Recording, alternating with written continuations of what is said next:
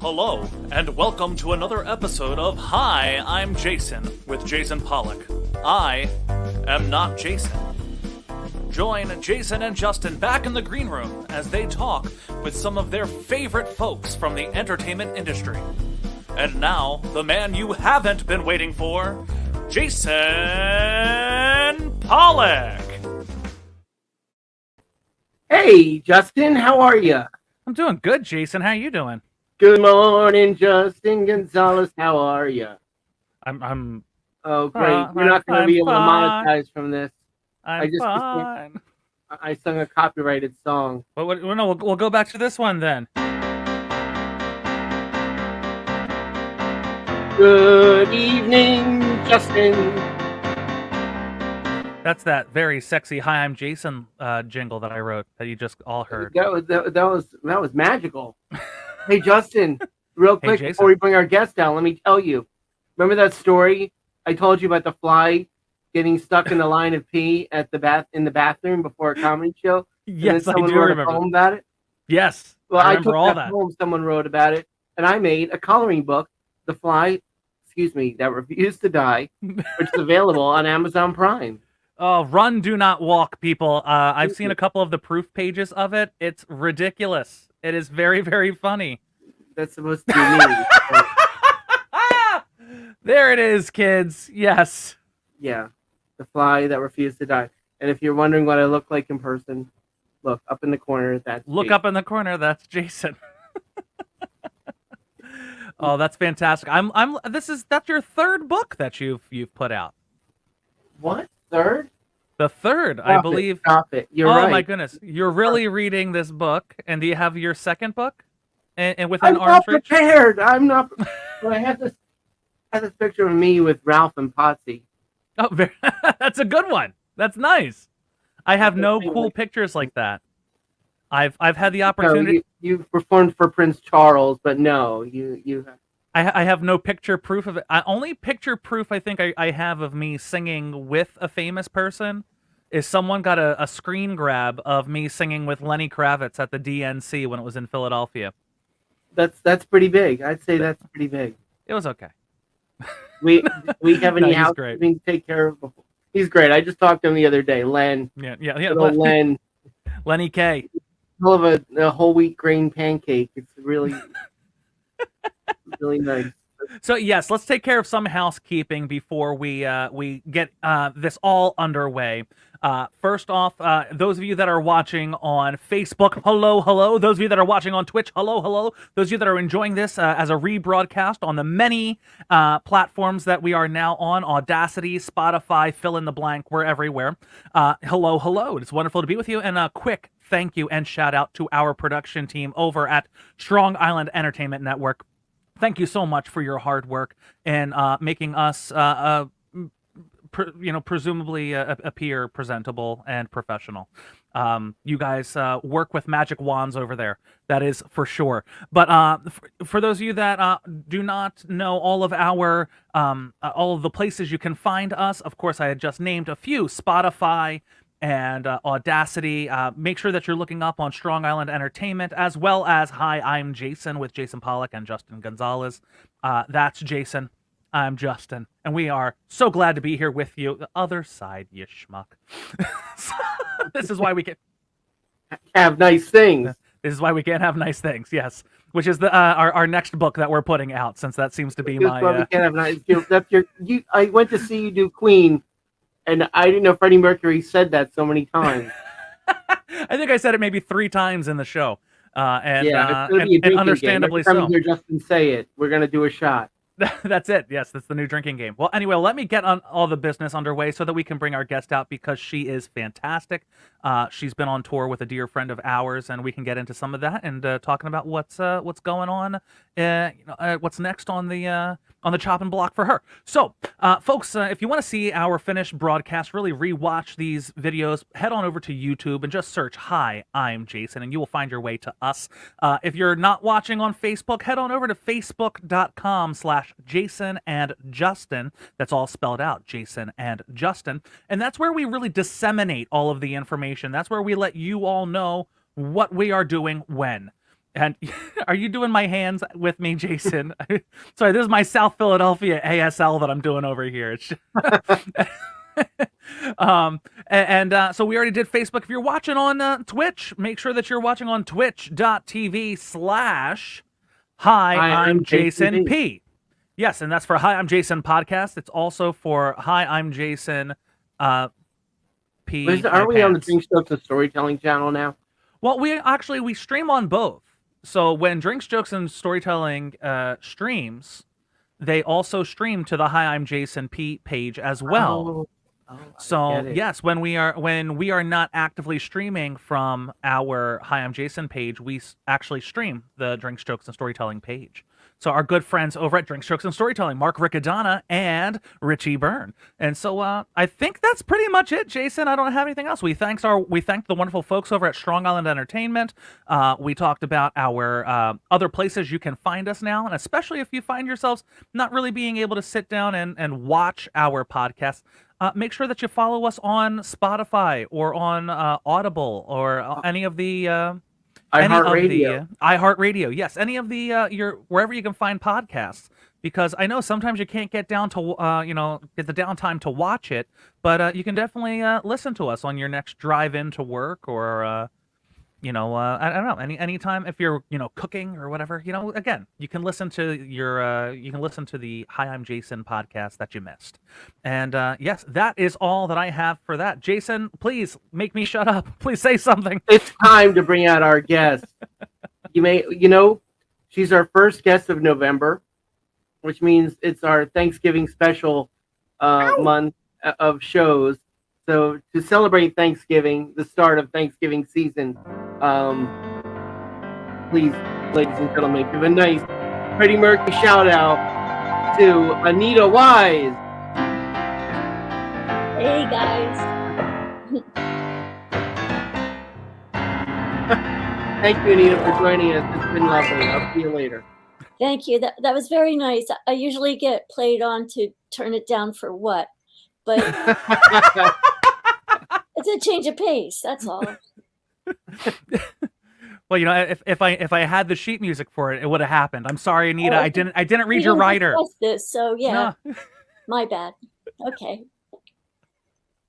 And Anita. What? Justin, in case you didn't know, Anita's a very funny comedian. Yes, I do know.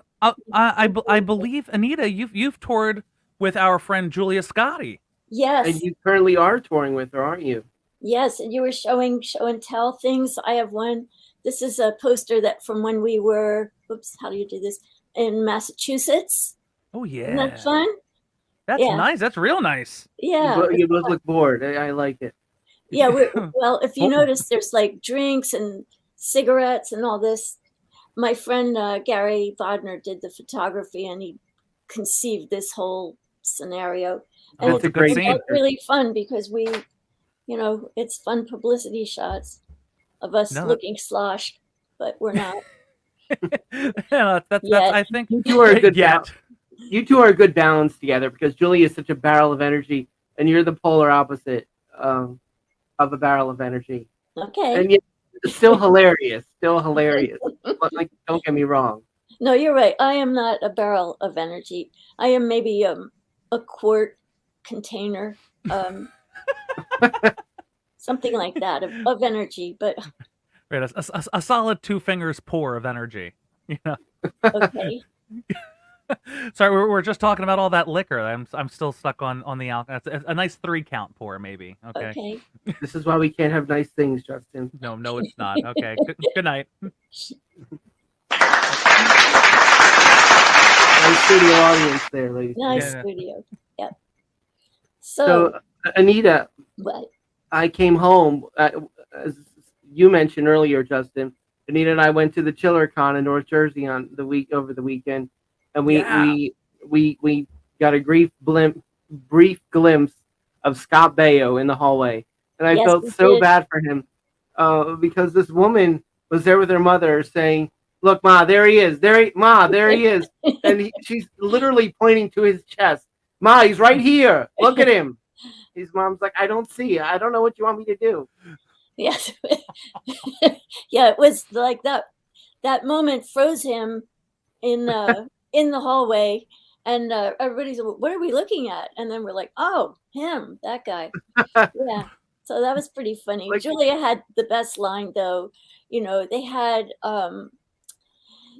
what it is, since you haven't been, Justin, or anyone else who hasn't been to a con, and now that I have been to one, I have a little more perspective. Are they all like this with the celebrities and getting autographs and photos? Yeah. Is it like that? And Okay. there's vending rooms. Yeah. All right. So what you have is like tables with aging celebrities and the things they were in posted on the wall, or some of them make a banner, some of them just tape it up there. And then there's a little price list on the table in front of them, along with some possible merch. And it's like the X amount for an autograph, like going rate seemed about 40 for the celebs in films. Yeah, that was the average. Yeah. Yeah. And then you could also pay to have your picture taken next to them.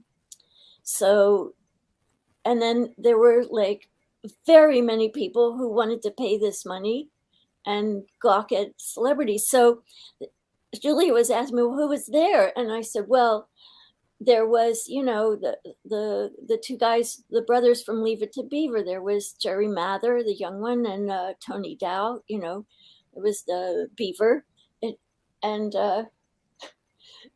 Julia said, "Who wants to look at an old beaver?" And I had to agree. Yeah, it wasn't the same as gee, Wally. As a young beaver. Not as innocent. Right. Yeah. But yeah, it was pretty wild. I mean, it was fascinating. They were very gracious. Everybody you went up to. I mean, Yeah, they were very. The there. fact that Ginger Lynn recognized me right away. She said, "Wait, why do I know you?" And Anita witnessed that, which made my day. I had a witness. Yes, she knew you. Cool. And she was a guest on this very podcast, right? She was. In fact, right where you're sitting, right there. Right here. In my bedroom, on my sofa. Yeah. I don't know how that happened, but yeah, it was weird. Well, she had very nice things to say about your interviewing skills. That's why she remembered you, because you were really good at it. That's what she remembered. As I'm in mid-interview trying to think of where to go next. Oh, well. Sorry. But don't build me up too much, Justin. You compliment me too much. We have a show Friday night, and I have a feeling he's going to give me a big intro that's going to make people think, "Oh my God, this guy must be hilarious and professional," and I'm going to have to go out there and perform and let them see the truth. Well, I think it's good if their expectations are high, because it just takes them a little while to figure it out that it's not true. Maybe if you're any luck, you'll be gone by then. So it'll work out, it'll work out. Anita, you are hilarious, and your stage persona makes you seem like you have no confidence at all. But I know it's your character, it's your persona. You're very timid and meek. Your character up there. No, what you're seeing is somebody terrified that she's not going to remember everything, and B, that somebody's going to get really out of hand, and I'm going to have to deal with it. C, that something is showing that I didn't expect to be showing. Like the other day, I'm walking around, I dress for comfort. I mean, not like a slob, but, put leggings because they're comfortable, and a nice loose top, and I run around, do errands and stuff. And I'm out all day, and I sit down in a cafe, and I cross my legs, and there's this unfamiliar thickness on the back of my. I look down, and what has happened is a prior pair of underwear that didn't completely make it out the leg or the top when I took it off the last time has been balled up on the back of my calf the entire day in my leggings, and I was cheerfully oblivious to it until now. I'm sitting there in a cafe trying to discreetly urge this ball down towards my ankle and then retrieve it in such a way that nobody sees that I am removing underpants from the middle of my legging. So I more or less did it. I positioned my purse and I just smushed it right in. But like a true professional. Yeah. So these are the things I think about on stage. Like, oh God, I hope everything is where it should be, and nothing is where it shouldn't. So, So so I, that's what you're I, seeing. It's like I literally am terrified. So that's in that moment of you in the cafe, there's two scenarios that I thought. Okay, first you walking down the street and like some like little old sister that just left, the afternoon rosary from church, seeing you with this lump on the back of your calf, like look at her out there, even though she has that tumor, she's out there living her best life and so comfortable. And then the other thing is like the guy like across the cafe watching you fiddling with your thigh and then realize like, how the hell did she take off her underwear? I need to buy this lady a mocha something because I need her number. Yeah, guys are already impressed when we're able to take our bra off without taking our shirt off. But Right. underwear is a new frontier, actually. Yeah, if I were able to do Through that. the leggings, no less. Yeah, Right, yeah, keeping them on, right. I mean, yeah. I think first it was the tying the cherry stem with your tongue, then it Oh, was the bra without taking off the shirt, and now it's the underwears without. yeah, yeah. Oh, Easily achieved. Just keep grabbing the same thing every morning just because it's right there from the night before. TMI, right? Oh boy.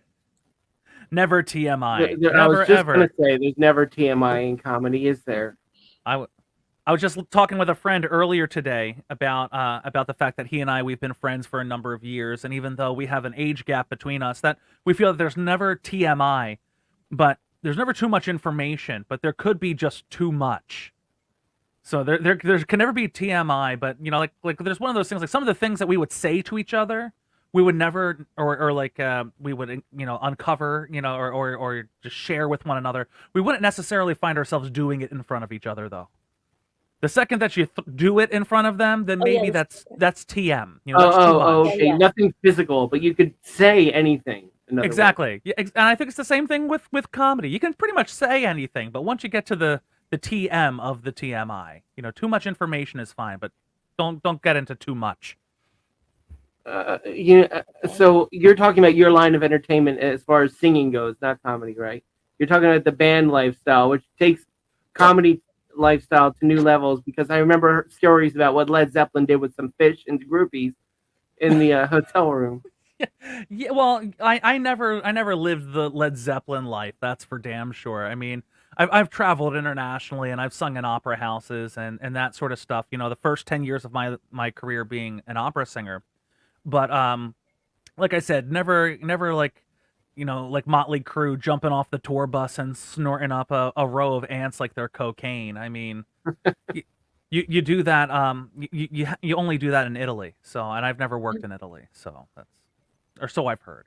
I don't know. When Wow. in Rome, right? Snort ants. Isn't that Yeah, I the don't old know where saying? that came from. So I don't know. That sounds like a Temple of Doom sort of rock star lifestyle.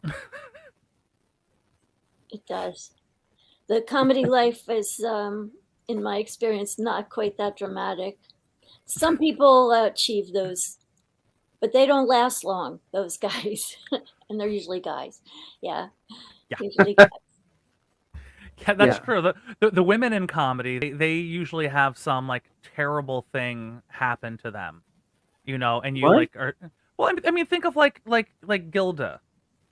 Like she, the life that she had, and getting sick the way that she did, But then you look at like Belushi or like Chris Farley, or you're just like, makes sense. But like Right, for Gilda, you're like, right, right. isn't that sad? With Gene Wilder by her side, like how heartbreaking. But like Belushi, it's like makes sense. Yep. Still sucks, but yeah. You mean Yeah, the hard life, the drugs? yeah. But Gilda with cancer and all of that, again, gone too soon. Right. Just like the men, but again, it's the awe versus the Like she didn't deserve it on some level, and they sort of did just because of the life. Not that they deserved Not they it, didn't deserve. I know what you're saying. They they didn't deserve it, but increased they. their risks of that happening Yes. voluntarily. Let's put it yeah, that way. yeah. Yeah, you don't strike me as that wild party type, Yeah. unless you have a closet side that we don't know about, we haven't seen. I'll say You hide that's it. behind your timidness. That's I mean, it. We don't see her backstage. We didn't know Anita Wise, the keg stands. Seinfeld years. Right. Right. You were on 2 episodes of Seinfeld, weren't you? Yep. Oh, I wow. was. Yeah. Was the Drake's party? The what? Was that the wrong episode? Yeah, it was called The Robbery, and the robbery was a motivation. Jerry got robbed, and there was an apartment. Anyway, George and Jerry didn't take the apartment because they both wanted it, and it would have been awkward. And I, the waitress, got it, and then they came to my housewarming, and everybody was kicking themselves. Elaine gave away her couch because she thought she was just a whole comedy of errors, and so that was one, and then the other was Jerry wanted to break up with this obnoxious friend who only reason they were friends is they knew each other growing up, and the kid had a ping pong table in his basement. But anyway, so again, I had a couple lines in that one too. Were you directed by Larry? No, Tom Chirones. Chirone, I don't know how you say his name. And excuse me. I don't. Sorry. Foreshadowing. Mm. Wash that down with some Pinot Grigio. It's just plain old well water. But this has been happening a little bit lately, where like there's dust or something in my just hits the back of my throat. I've been getting that too. You have? Maybe it's like, is it fall allergies or something? Could be fall allergies. Oh, and we have a comment from Ann Rothney. Good evening, Jason and Justin. Hugs. And Donna Hunter. Hello, Anita from Tucson. Oh, hi, Donna. Cool. That's cool. So neat. Yeah. I put it on Facebook right before I came on. I saw that. I saw that too. Someone made I thought an interesting comment. They said that even you on an off day with your makeup and hair that you're still a 10. Oh, that's adorable. That's sweet. My brother writes nice things, so I don't know.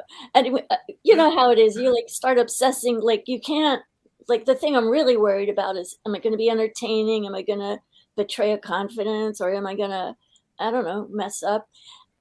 Never. I can't have control over that because that's in the future. I think that's normal. My hair. I've seen you do it too. I've seen you have a killer set and get off stage and worry if it went all right.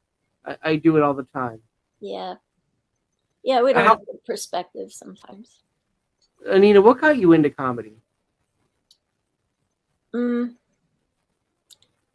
There's a long version and a short version. The longish version is that on one side of my family, my mother, my aunt, my cousins, my uncle, were all performers. And I just thought that was cool. I would, seeing my cousin on stage. He was a year younger than me, when I was like 13 or something. But I couldn't find the thing I could do. I wasn't good at anything. And so I didn't really, I lived my life. But then when I moved to New York, I was dating a comedian. And I really liked being with him. And then at a certain point, I realized it wasn't because I liked him. I just wanted to be him.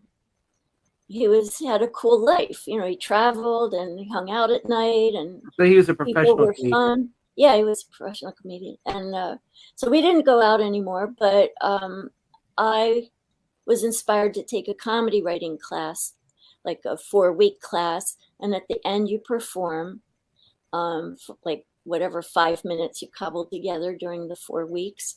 And one of the women in the class said, oh, I think you, me, this one, that one, I think the 4 of us should take the class again and support each other. And we did. And that's how I got in it, like that. Because that was like, finally, I thought, well, I've got to, like acting, I thought I can't project, I can't, I don't know. I can't walk and talk, but I can stand there and talk, I can do that. Yeah, I get it. Classes are a great way to start, to break in. I mean, they can't teach you how to be funny, but it's a good icebreaker. They teach you how to structure your act. and you get a free stage at the end of it. Yeah, right. It's worth it, right? Now that there's bringers and all this, you might as well pay to take a class so you get your 5 minutes. Are they still doing bringers? I haven't even been I don't involved. know. That's something that happened after I stopped doing comedy and wasn't around. And then, since I've been here, I haven't went to one where the amount of time you got was based on how many people you brought, which is such a good way to build a show, I think, I get it. I used to run a club, and that was the way they had us do bringers. Each a minute per person, up to 10 per people. Yes. Really? Wow, that's crazy. Yeah, so there's 20 people that are gonna do comedy tonight, but they're each doing 2 minutes. Crazy. Oh, geez, Louise.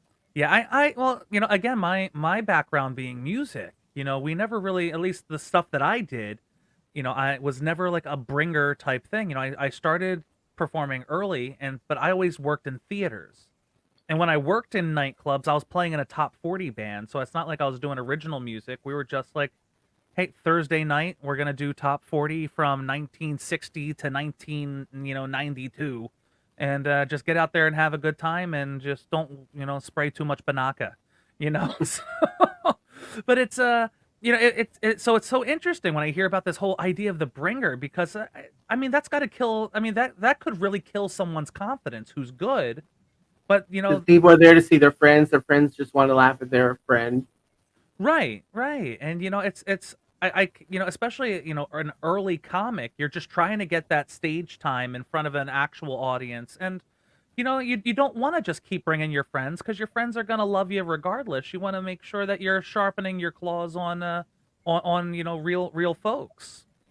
Justin, you're performing a lot at senior homes. I can't imagine they would do a bringer show at a senior facility. I don't know how that would work either. So actually, a lot of them are taker outer shows afterwards. My goodness.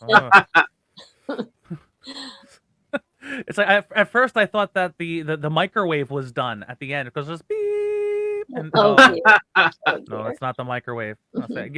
Yeah. When you're doing shows there, when you say I killed, it's a very different thing. Oh yeah, be careful.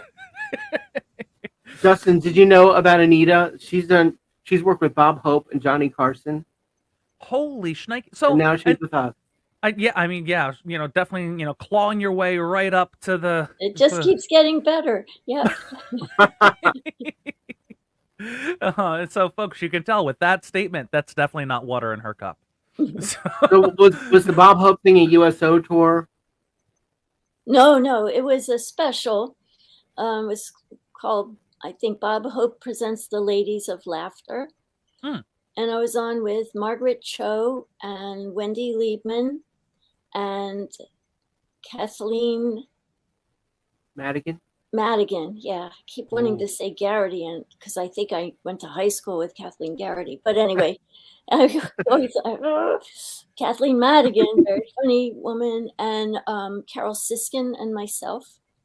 And he picked us out of, there were a bunch of tapes submitted, and then his people, his daughter, Linda Hope, they went and watched them, and they presented him 20 tapes, and he picked the five of us. Whoa. And then, so I met him, and biggest surprise, he is not a tall man. I always thought he was tall. He is less than tall. He is like less than tall than me, Okay, you're not a tall woman. I'm not tall. I'm 5'5", and he was not as tall as me. Wow. Yeah, and he was 90 at the time. Right. So well, I'm 5'6". I'm not that tall. A little, but he had shrinkage in front of you. A little, he was 90 or something. But he was cool. He was very gracious. Everybody was Mr. Hope, and so the photographer I was in one of the promo shots, they had everything set up, checking the lighting, checking us, our positions and everything. And then finally, okay, they're ready for Mr. Hope. So Mr. Hope comes in, he sits on a stool, and we're like around him going, like we should be on this show. And then the guy's working very quickly, change this post. I mean, he's like on speed trying to get through. And then finally he goes, just a couple more, Mr. Hope. And Mr. Hope slides off his stool and goes, no, you got what you need. And he left. It was like, whoa, you badass. Been in this long enough. You got what you need. You got what you need. Yeah, I'm over. I'm done. So that was pretty cool. And that was my longest interaction with him, actually. I mean, the day of the show, they had huge cue cards for him, on the side, because his eyes were, he was 90. So, God bless him. He did great. And Rue McClanahan, I can't say it. Rue McClanahan. McClanahan, yeah. Sexiest of the Golden Girls, yeah. Yeah. She was the host, like the co-host with it. It was very cool. We got to go to his house. Wow. Yeah, it was very cool. There was it's in Burbank. There's a guardhouse, there's gates, and it's a big, it's like his office, basically. There was like several desks and a greeter, and he gave us water and told us the story about how Bob Hope got this logo. There was a little styrofoam cup that had a black penciled logo of his ski nose. Anyway, little facts. And then we were allowed to wander around. There's a rose garden, and with very special roses, I guess, and a pool, and then the big house. So we went to the big house, and actually what it is he's got like this is like, when you're rich, this is like good. You have a whole like receiving living room. Like it's for receiving people like us, and there's pictures of him with Nixon and whoever. And, but where he lives, it's upstairs, and that's private. And so it's like got two houses, one on top of the other. So isn't that cool? That's very cool. My Wow. goodness. Yeah. I will never know what that's like to live that kind of life. I don't think I will either, but at least I saw it once. It was very cool. Yeah. Yeah. That Rich that people kind have of really good ideas, like 2 dishwashers. Like, duh, yes, brilliant, because then you really only have to empty when you've filled both of them and cleaned them both. It's like you can stretch it out for a while. You can, yeah. The filling it up is the easy part. I agree. Yeah. Yes, Definitely. especially if you're having a big party, like I'm sure Bob Hope was, used to having. And then you're like, okay, I've got 2 dishwashers. We'll just knock out everything in one shot instead of having to fill it up and then leave the counter with the stacks still waiting. Oh, it's brilliant. Brilliant. I mean, it's like the person who said, you know what, why don't we use 2 dishwashers? That person, I hope, invented things, because that was a really good idea right there. I think. Oh, I love it. It's funny. Anita was, because you were just talking about our chat with Ginger Lynn, that when she was talking about the Playboy Mansion, about how there was Bob Hope's place was the Anita version of the Playboy Mansion. Absolutely. She's like, there's pictures of Nixon, and and Ginger was like, there's bowls of condoms, and this. Oh my goodness. Oh no, but it was funny because Ginger Lynn had access to that private floor, Hugh Hefner's living area, because for a short time, I believe she wasn't dating Hugh Hefner, she was dating Hugh Hefner's girlfriend. Oh is right. But anyway, if you want to hear, folks listening, if you want to hear about that, this is about Anita today. We're here. Yes, I was going to say, click Anita the Ginger Lynn story. It's a good time. But Anita, Bob Hope, first off, I mean, such an icon. And so when you were saying, like, he was, when you got to meet him, that he was so small and demure, but you see him as this larger than life character for, so much of your life and your career. and then you got to meet work with another guy, Mr. Carson. Yeah, but honestly, I never actually met him. I Oh, just okay. was on his show. But it was still an honor. It was Were great. you a character or did you do stand up? Was it first I sketch? did stand up. Yeah, I did So stand up, cool. and his guest sitting in the chair next to him was David Letterman. Oh wow, you Oh, conquered wow. both at one time. Yeah, yeah. So, yeah, that was kind of cool. Kind of Yeah, that's Wow. great. terrifying. Kind of pretty terrifying. I was gonna say, did you? I mean, because already I'm getting nervous just thinking about that scenario. I know. That that not only is it the Johnny Carson show, which is enough to make you plots, but then his guest is the David Letterman. Now at this time, did David have his own show, or was he Yes, he had still? his own show still at that time. Yep, yep, he Holy did. moly! So Yeah. you have two of like the kings of late night, and I'm sure, well, at that point, maybe David was still a duke, or maybe a rising prince. But these two just masters of late night TV, and you went out there and did your thing. Yep, I did. You nailed it, Anita. I'm sure. Uh, Do you still use any of those jokes that you used back then? yeah, I'm sure I do. Yep, yep. I don't Hmm. feel so bad about my act then. No, no. I mean, I mean, some people are very prolific. I'm not particularly prolific, but Like Julia's writing 24/7. She's got her oh my second album God, coming out in a matter of years. does she call you? Yes, Yes, calls me to it's try funny. material. Yeah, yeah, yeah. I love it. Hmm. I feel honored when she does that. That's Oh yeah, no yeah, doubt. it's fun. Oh, we have a couple other comments. Anita Anderson. I have an autographed book of Bob Hope. Just loved him. Hi, Ann. Just logged on. And Ann Rothney said hi. Oh, not you. Hi, Anita. Hi, Anita Anderson. Okay. I thought they knew you. But I'm reading comments of people going back and forth with each other. It's great when because Jason and I have done that a number of times where we're reading the comments on the various chats when these are happening live, and we realize, oh wait, our listeners aren't actually talking to us. They're talking to each other. and we're just following their commentary on our show. Fuck what we're trying to talk about over here. It's like, oh, they're talking about a chicken marsala, recipe. How do when it's too vinegary? How do you get that? Anyway. Important news it is, though.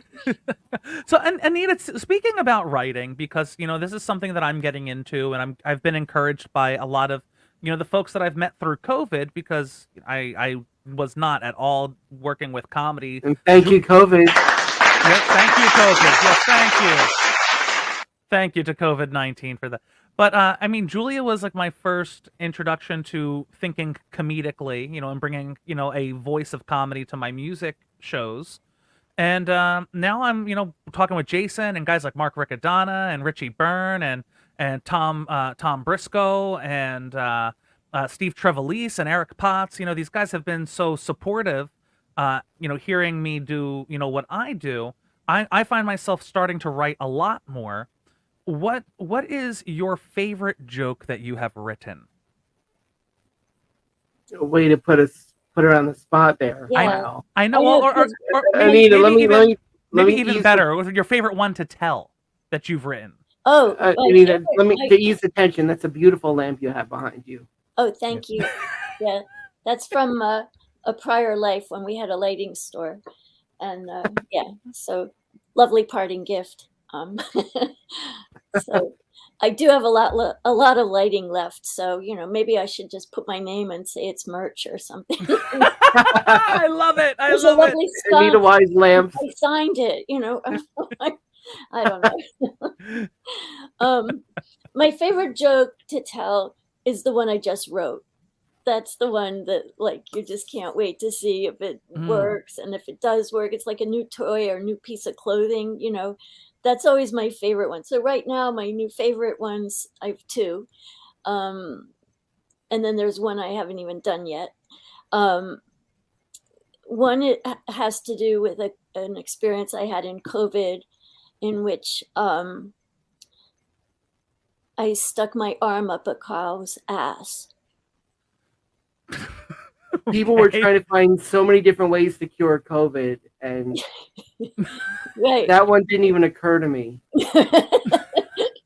Yeah, no, it was to check for pregnancy. But it's like a story kind of, but it's the subject matter. Most people like one of the reasons I like that joke is I don't think too many people are doing that material, So I'm like, this is good. This is like unique. This is my territory. I do the arm up the cow's butt bit, okay? So that was kind of fun because people are like, what? They're like, don't even know if it's going to be real or not, because I do tell silly jokes too that can't be real.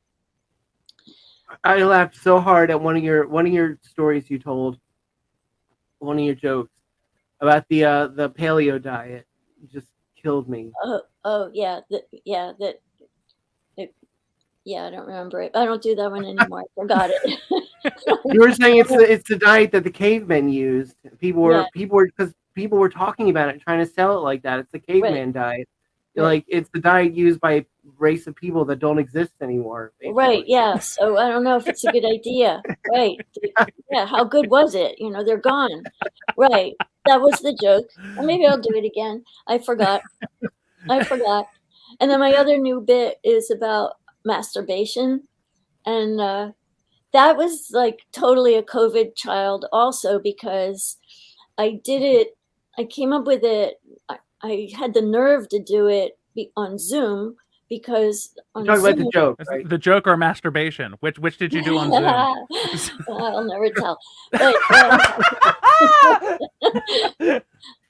no, I did. It's not a topic I would normally feel comfortable broaching in front of an audience, and I still don't. But it's the jokes are fun, and so I tell it. But Zoom had no audience, no sound, no little pictures of people on a sofa 20 feet away from the camera. It's like it was like not even.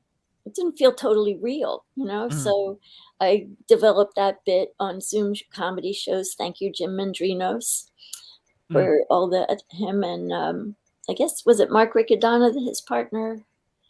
Well, Mark was doing some stuff, but was it Johnny? Johnny G. Yeah, Johnny G. Yeah, that's who Yeah, was his partner. Thank you.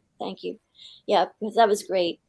Because I met people that way. It was like an oasis in the desert of like not performing. So it wasn't perfect, but it was a lot better. So you came up with the masturbation joke on Zoom, or you actually partook in a group masturbation Zoom session, like they would have had in Real Sex at HBO? Yeah, that would have been. I don't know. We missed our opportunity. That would have been. Jason, where were you? Wait, we really. That would have been like amazing. Yeah. I mean, that's a Gallagher act I don't want to see on the Zoom show. Oh no. That's how it. The Gallagher act you don't want to see. No. This is the Smash Show, and the first guy you see, first 5 rows. That's pretty gross. Okay. And Ann Rothney did comment. I was going to comment on that lamp. It's beautiful. Oh, thank you. Well, if you must know, it's a cartel. Where is it? There, a cartel. Kartell. And it's all plastic, but it's nice. And I only have one now. Sorry. You've been selling them after shows, autographing them. Yeah. At your merch table. I would love you to have a table of lamps set up after every show. That would be very funny. I could do it, yeah. And bulbs too. I got a lot of bulbs. I'll just sign them or something. I don't know. Wise autograph bulb. Right, it's a wise idea to get an Anita Wise bulb. There you go. There. Oh my God. You'll see the light. Oh, there it is. We've got the commercial, kids. So Anita, so you came from this family where you're surrounded by performing. What was it what was the time that really got you on stage? What was that first time on stage for you, and that where you finally got the bug that bit you? It actually happened behind a bar. I was tending bar, And it was a Saturday night. I was there with my gals. We were cranking up and down the bar, 3 deep. And while I was in the middle of like remembering drinks and running up and down and doing everything, I realized this, that watcher in the back of your head aha moment. said, wow, I'm the center of attention. And I like it. That was like, because I'm shy in real life. I'm Again, Ginger Lynn said that about another situation. No, just kidding. Sorry. Oh, okay. Anyway, yeah. So anyway, I just thought of myself as a pretty shy person, and so it was kind of a surprise that I thought I'm not supposed to like this, but I do. So that was sort of the awakening, I guess. And look at you now. Well, look how far you've come. Where are you going to be this weekend? Oh, well, tomorrow I'm going to be back at the Comedy Works. Julia Scotti is taping her second album on Saturday at the Act 2 Playhouse. There's only a few tickets left. They're nearly sold out. Where's the Act 2 Playhouse? It's in Ambler, PA. There's a Oh. show at 3 and one, I think, 7:30, and I'm going to open for her. And she's Nice. going to run through her act that, what she's going to record tomorrow at the Comedy Works in Bristol, above, by George. It's in Georgine's. Georgine's is a big restaurant, and it's an area of Georgine's called, and it's the Comedy Works. And so I'll be opening for her tomorrow there as well. So tomorrow, Bristol, the Comedy Works, and then Saturday, Act 2 Playhouse in Ambler, PA, 2 shows. So that's what's coming up. Cool. So cool. Yeah. I just saw Julia at the Catch a Rising Star up in Princeton. Oh yeah, and she was working on some of her new material, and Jason and I know her from the Julia Scotti Comedy Test Kitchen days in Philly. Oh, yeah. And we know her through her first album, and just the new stuff. If you if you enjoy Julia Scotti, run, do not walk. If you've never seen her before, run, do not walk, because not only do you get to see Julia's new material, you get to see the lovely Anita Wise this weekend. So make sure you're there. Yep. And also, if you can't make that, I have Anita December 2nd at the Candlelight Theater. Thursday Yes, night, you do. Right. Yes, that's Arden, Delaware. I love that place. I will have to see if I can be there to see you, Anita, because I feel like I meet all these people on screens, and then it's, I feel like the Candlelight, with Jason, I've had the opportunity to actually meet people in meet space. So Right. we'll have to do that. Anita's worth it. She's really funny. Thank you. So there you go, December 2nd, down in Delaware at the Candlelight Theater, comedy at the Candlelight. Justin, where can we see you next? Next, you're going to see me actually with you, Jason, this upcoming Friday. Yeah, Friday night at a brand new venue. Yes, Studio 67 in Medford, New Jersey. Jason and I will be doing Hi, I'm Jason live with our good friends. Jason and I will be there providing conversation, comedy, and music. And we will also have our middle performer will be the great Katrina Braxton. And our headliners, Mr. Mark Riccadonna, former contributor to The Weekend Update on Saturday Night Live. So be there or be square. And Saturday, I'm going to be in Havre de Grace, Maryland with the Killer Queen Experience, 33 1/3 Live's Killer Queen Experience. So you get to see me do Freddie on Saturday for you folks down in Maryland. That's it. That's all I got. And I will be Saturday at 1 o'clock in the afternoon after our show Friday evening. I have another show 1 o'clock Saturday afternoon, so very little time to recover. But it's with my band Rock and Pravaganza, where I host. You come up with a song and song style on the spot, and the band has 3 minutes to create the song. Wow, I didn't know you did that. What's it called again? What? Rock and Pravaganza. I'll be at a brewery in Cherry Hill. Unfortunately, I don't remember the name because that's how I roll. We'll just drive around till we find it. Drive That's around. fine. It's Yes. What time? Just so we know when to get started. Just in 1 case. to 4. The band will be Okay. playing from 1 to 4. So 12:30, start taking your laps around Cherry Hill.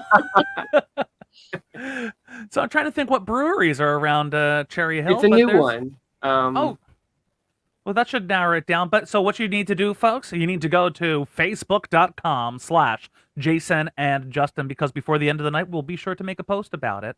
And also to share information about where Anita will be this weekend, because, again, she is a riot. So, again, run, do not walk. And please don't smash that like button, as the YouTubers say. Hit subscribe to all our medias. Please, just help us. And we just lost monetization because Justin's playing a copyrighted song. I'm just playing the piano. I don't know what you're talking about. Is it copyright if you do the Freddie Mercury yell? I don't think so, but I wouldn't do that to Anita. I wouldn't hurt her. Right. Why? I want to hear it. I want to hear it. Lay a little Freddie on us. Come on. So I'll do. Actually, I have a friend whose birthday's coming up this weekend, so I'll do this for her now, okay? And I do happy birthday in the style of Freddie Mercury. Wrap it up. Okay, I know. Then we got to go. Okay, I'm gonna do it real quick. I'll try. All right, Here we go. do it Okay. fast. Happy birthday to you. Happy birthday to you. Happy birthday, dear Sue. Happy birthday to you.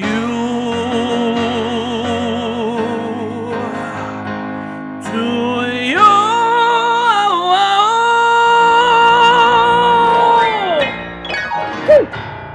There you go. Justin, you came in late. You were flat. Story of my. Everyone's a critic, aren't they? Justin, What? that was magical. Thank you, Oh, thank you, Anita, Happy birthday, for coming Sue. on and sharing Thank this you. time It with was us. fun. Love you, Anita, and again, thank you everybody watching. Yeah. yes, and make sure to follow us on all of the things. And again, we will see you next week at 7 p.m. Okay, Yes, you- bye.